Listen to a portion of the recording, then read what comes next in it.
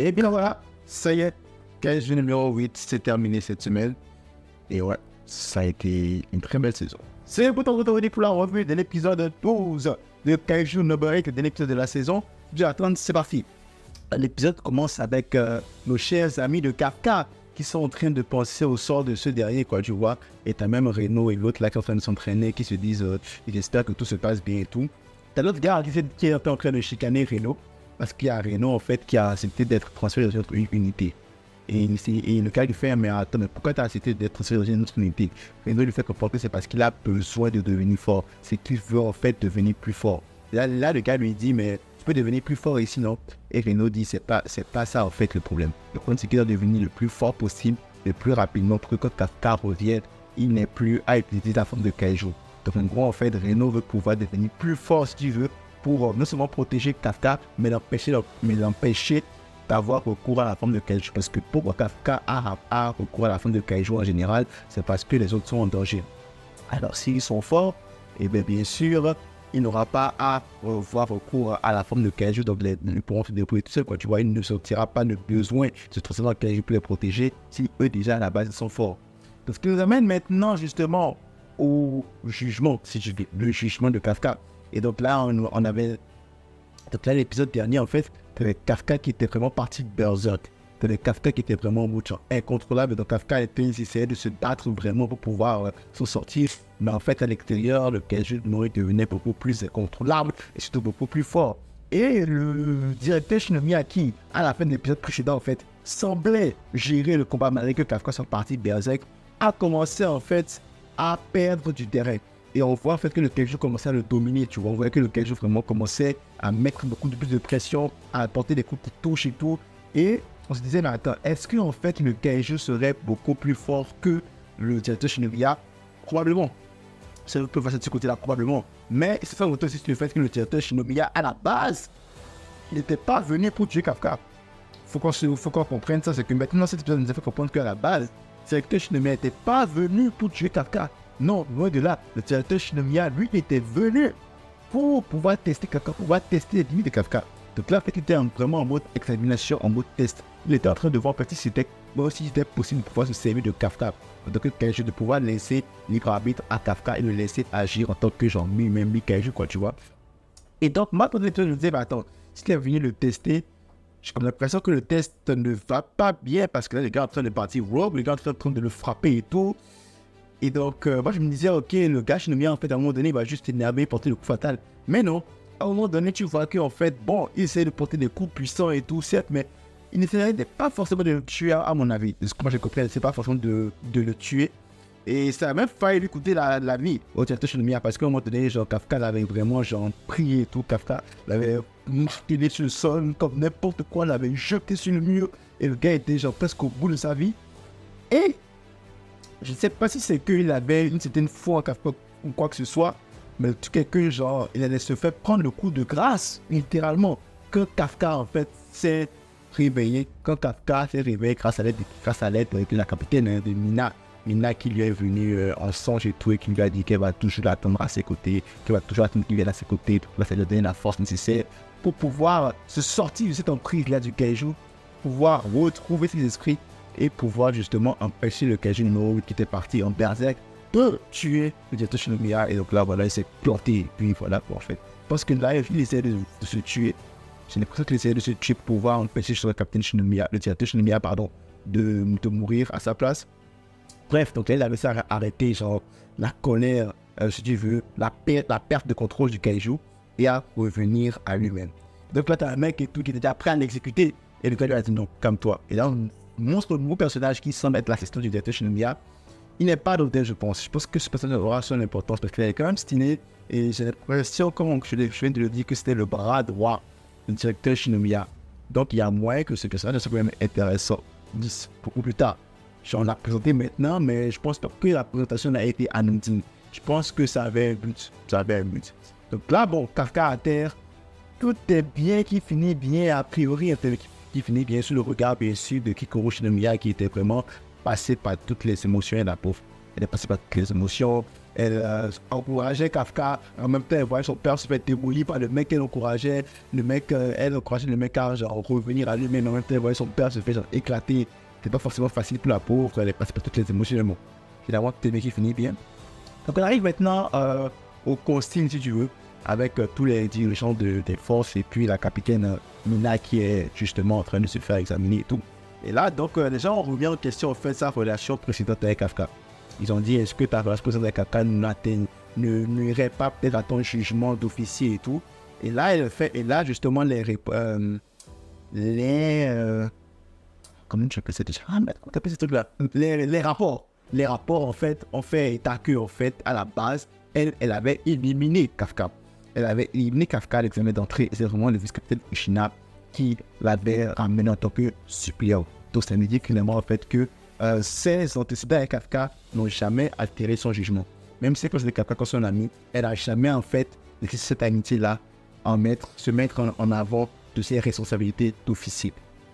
Donc là, clairement, en fait, heureusement, parce que les gars, ils ont failli lui faire porter le chapeau d'une manière ou d'une autre, mais les rapports ont montré qu'en fait, voilà.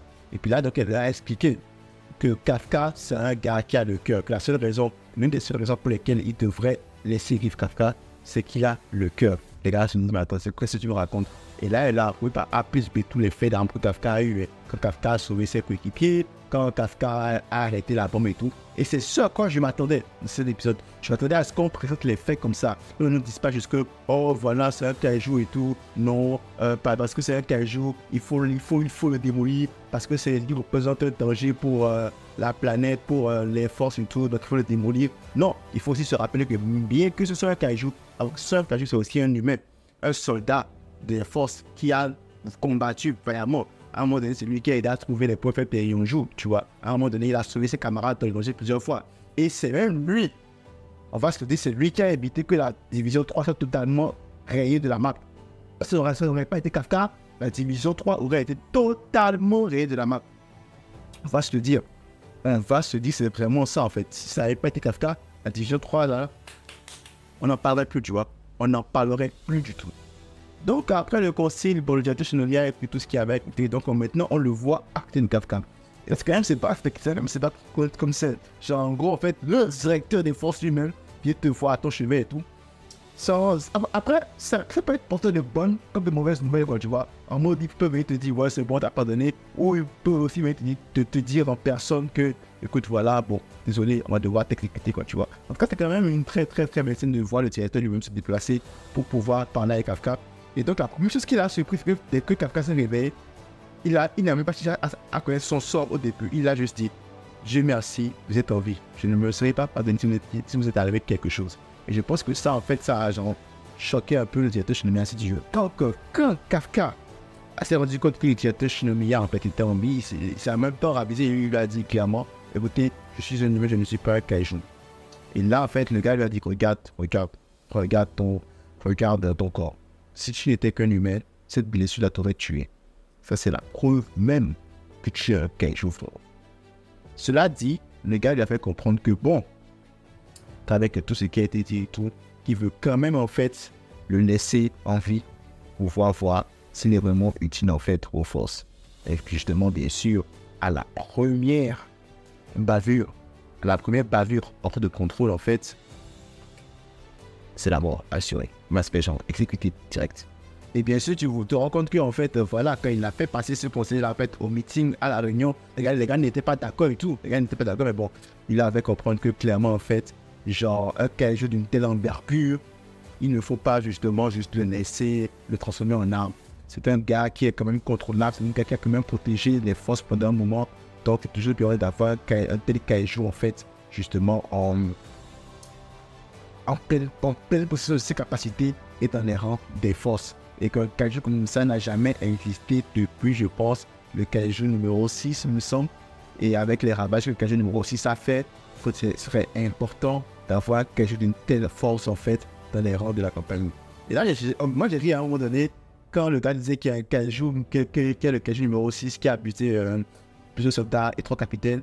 Là, t'as un mec fantôme, à un moment donné, qui dit genre, là, tu es ta femme aussi. Genre, c'est un détail qu'on n'avait pas besoin de préciser. Bon, après, pour nous, les auditeurs, Ouais, c'était quand même important comme détail. Mais imagine comme ça, t'es en pleine réunion, comme ça, tu dis un truc, et puis il y a un gars qui dit, ah, n'oublie pas qu'elle tue ta femme aussi. Hein. Mec, moi, je te dis, je suis une fois d'abord. Après, je suis une fois d'abord, après. Pourquoi je me rappelle ce détail? Donc ça, c'était la partie drôle, en fait. Et voilà, quoi. Donc, Kafka, son exécution a été différée, si tu veux. Et donc, la nouvelle est parvenue à tout le monde. Tout le monde était non seulement réjoui, mais tout le monde, en fait, se rend compte que c'est maintenant que le vrai combat commence. C'est maintenant que les vraies difficultés commencent. Parce que dans un premier temps, il faut qu'il soit fort. Qu'il soit fort pour que Kafka n'ait plus à recourir tout le temps à cette voie de Kaiju. Il faut qu'il soit fort pour que Kafka, en fait, si jamais Kafka part drastiquement encore une fois, soit capable de l'arrêter. Et aussi, il faut qu'il se prépare parce que si jamais la nouvelle s'ébruite que un des membres des forces est un Kaiju, ça pourrait être très compliqué. Ça pourrait être très compliqué. Donc là, maintenant, j'ai l'impression qu'en fait, c'est maintenant que l'histoire commence. J'ai l'impression que là, en fait, c'est là maintenant que l'histoire commence. Là, je pense qu'il y a n'importe quoi, genre une sorte de prologue, tu vois. Une sorte de prologue, et que là, maintenant, une autre histoire va pas commencer. Je ne vais pas te dire ce qui va se passer, je ne peux pas te dire ce qu'il en sera, mais clairement, le Kaiju numéro 9 sera de la partie. Le Kaiju numéro 9 sera de la partie parce que tu te rends compte que, comme le gars est en train d'évoluer, hein, en termes d'intelligence, il est en train d'évoluer. Le gars, il est en train de battre les gens aux échecs, il est en train de battre les gars sur plusieurs écrans. Clairement, le gars est en train d'évoluer. Il est en train d'évoluer et là, ça devient chaud. Et là, il en a fait comme objectif ultime de récupérer le Kaiju numéro 8. Ça commence bien, c'est ça, je dis là, à partir de là, c'est clairement une autre histoire qui commence. Franchement, j'ai hâte. Moi, je vais le lire, hein, je vais le lire. J'ai pas envie d'attendre, je vais be about time, j'irai le lire. J'irai le lire et puis voilà, on ne reste pas là. Très belle saison. Très belle saison. Ça a été un plaisir de vous débriefer chaque épisode de cette saison. Franchement, c'était une très belle saison. J'ai vraiment aimé, j'ai vraiment apprécié. C'est vraiment pas mal comme introduction. Genre, ça te coupe quand même, mais ça te donne envie en fait, d'aller regarder d'aller lire le manga. Après, c'est ça le but hein, d'un animé en général. C'est de pouvoir te donner en fait envie d'aller lire la suite au manga, tu vois. Et ça, c'est vraiment pas. Donc, moi, j'ai envie de lire. Parce que là, maintenant, je sais que c'est une autre histoire qui commence. Et j'ai envie en fait de savoir comment cette histoire-là commence et comment elle se déroule en fait. Moi, je suis là à dire cette revue de l'épisode 12 de Kaiju numéro 8. Alors, n'hésitez pas à liker, ça fait toujours plaisir. Si vous n'êtes pas encore abonné, abonnez-vous, ça fait encore plus plaisir. Un petit like, notre partage, on se retrouve très vite dans la vidéo. Ça pour tous soin de vos proches. C'est tout pour moi. À la prochaine.